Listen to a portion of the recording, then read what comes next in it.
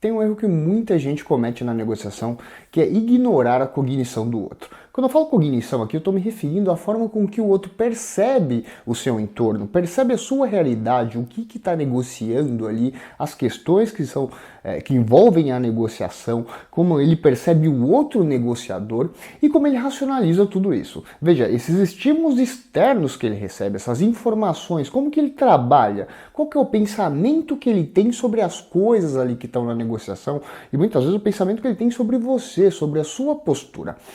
Essa cognição, ela acaba sendo ignorada, a gente comete esse erro, esse deslize de ignorar a cognição do outro por uma questão muito simples, que a gente tem uma certa dificuldade de lidar com questões complexas. Então, a gente quer gastar a menor quantidade de energia possível e a gente tende a simplificar muitas coisas que em primeiro momento a gente acha que é muito difícil. Então a gente vê algo que é muito complexo, como por exemplo o pensamento do outro, a forma com que o outro racionalizou para ter essa determinada posição, então a gente tende a reduzir todo esse processo.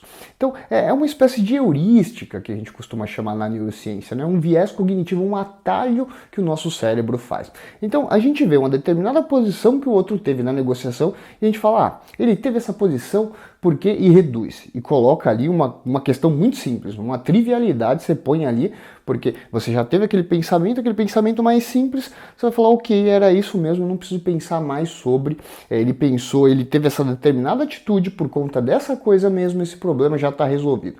Acontece que quando a gente reduz o pensamento do outro, a gente vai tender a não acertar isso, a não acertar essa especulação que a gente faz. Bom, e como que a gente faz para numa negociação a gente não incorrer nesse erro de ignorar o processo cognitivo do outro, a percepção do outro, a forma com que ele pensa, saber os motivos, né, que levaram o outro a ter determinada posição? Primeira coisa, a gente tem que focar no interesse do outro. Então, a gente, sempre que o outro emitir uma posição, a gente não vai reduzir essa posição que ele teve, esse pensamento. Falar, não, ele teve essa determinada posição por conta de uma coisa X ali, muito simples. Não. Pera, a gente não vai simplificar. A gente vai tender a olhar ali os interesses que levaram essa pessoa a ter essa determinada posição. Então a gente vai raciocinar por que ele teve essa posição. A gente não vai reduzir a cognição dele.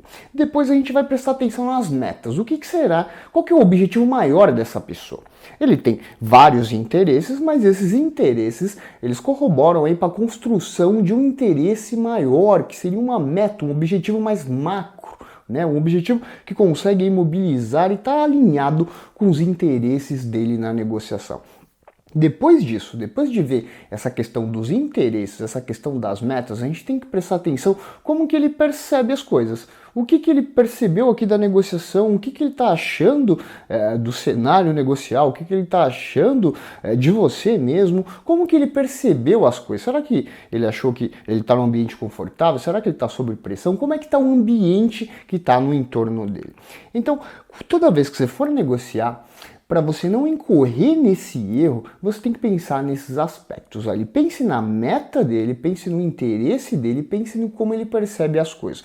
Por quê? Você fazendo isso, com certeza você não vai incorrer nesse erro aí de ignorar a cognição do outro. E quando a gente não ignora a cognição do outro, a nossa chance de conseguir ter um resultado ótimo, conseguir ter uma negociação integrativa, elas aumentam. Foram feitas diversas pesquisas que mostram que o negociador que tem uma postura de investigar os interesses, de prestar atenção nas metas, de saber a percepção do outro, que não ignora aí os interesses, que não ignora aí a cognição do outro negociador, ele tende a ter resultados ótimos no processo negocial. Então fique atento, não caia nessa heurística, nesse atalho, nesse caminho mais fácil. Quando você estiver negociando com outro, ele emitir uma determinada posição, uma determinada opinião, não reduza, não ignore todo o processo cognitivo que levou aquela pessoa a emitir aquela opinião. Você veja que tem diversas variáveis que trabalharam ali para a pessoa chegar naquela posição dela. Então, não reduza esse processo, investigue, pense nas metas, nos interesses e na percepção do outro. Eu tenho certeza que você fazendo isso, os resultados vão melhorar muito na negociação.